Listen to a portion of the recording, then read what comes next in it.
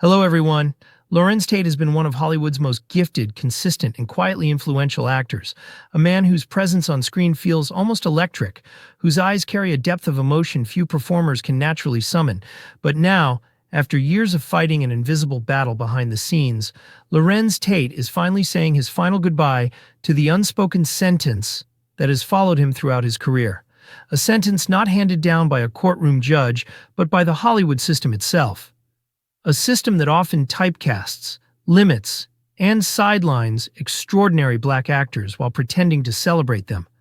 And Tate's story, once filled with limitless promise after iconic performances in Menace II Society, Dead Presidents, Love Jones, Why Do Fools Fall in Love, and Power, gradually became a journey through disappointment, frustration, perseverance, and ultimately liberation, as he reveals why he's choosing to walk away from the old system and reclaim his future in ways fans never expected.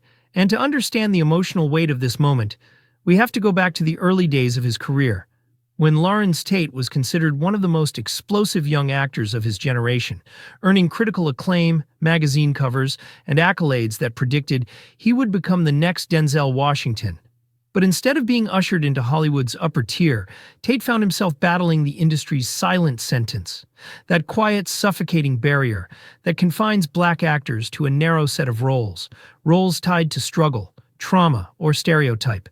And over time, he watched his peers find opportunities he was denied, despite his undeniable talent, leaving him to wonder how an actor who delivered some of the most unforgettable performances of the 1990s could suddenly find himself waiting, hoping and praying for a script worthy of his ability. And as years passed, this invisible sentence only grew heavier, especially as Tate raised questions about representation, equal pay, and the industry's refusal to trust black-led stories unless they fit familiar narratives. Yet Larenz never complained publicly, never lashed out, never let bitterness harden him. He simply kept working, kept building, kept elevating every project he touched, from Crash to Rescue Me to Power, creating a legacy of professionalism and artistic excellence, even while privately wondering if his career had been quietly fenced in. And he has spoken in interviews about how Hollywood often puts black actors in a box. And now, after decades of carrying that burden silently, Tate is finally stepping forward to say goodbye. Not to his fans, not to acting, but to the limiting system that tried to restrict him, announcing a powerful shift in his life and career that reflects years of internal struggle. Because Tate is no longer willing to accept the industry's narrow expectations, no longer willing to play by rules that never served him, and no longer interested in waiting for opportunities he now plans to create himself. And in this emotional revelation, Tate describes how becoming a husband and father shifted his priorities, how watching his children grow inspired him to break the cycle he himself experienced, and how he refuses to let the next generation of black performers inherit the same sentence he endured, explaining that his goodbye is not about quitting, but about transforming from actor to creator, from employee to owner, from waiting to leading. And he reveals that he spent years building a production company, collecting scripts, mentoring younger actors, and developing stories that reflect the full spectrum of black life, stories Hollywood has historically overlooked. And Tate admits that for a long time he kept these plans secret because part of him still held on to hope that the industry would finally recognize his worth the way audiences always have.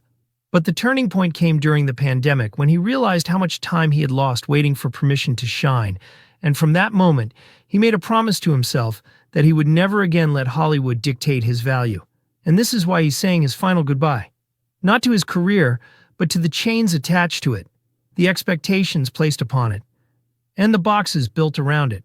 And he walks away from that sentence with a renewed sense of purpose, ready to write, direct, produce, and star in films that reflect the depth, warmth, intelligence, and cultural richness he has always carried within him.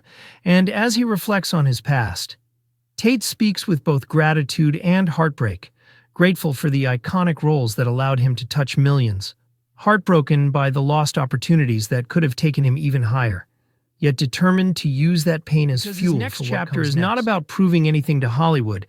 It's about proving to himself that he was never the problem, that he was never lacking, that he was never limited, and that the world outside that system is wide open. And he ends his message to fans with profound honesty, thanking them for their loyalty, their patience, and the way they kept his name alive during the years Hollywood tried to dim his light. And he promises that this is not the end but the beginning, that his goodbye to the sentence is also a hello to freedom, creativity, ownership, and legacy. And he invites his supporters to follow him not as a star on a network, but as a storyteller, forging his own path. A man stepping out of the box and into the bold future he was always meant to have, proving once again that Larenz Tate's story isn't defined by what Hollywood tried to do to him. It's defined by what he chose to do in spite of it.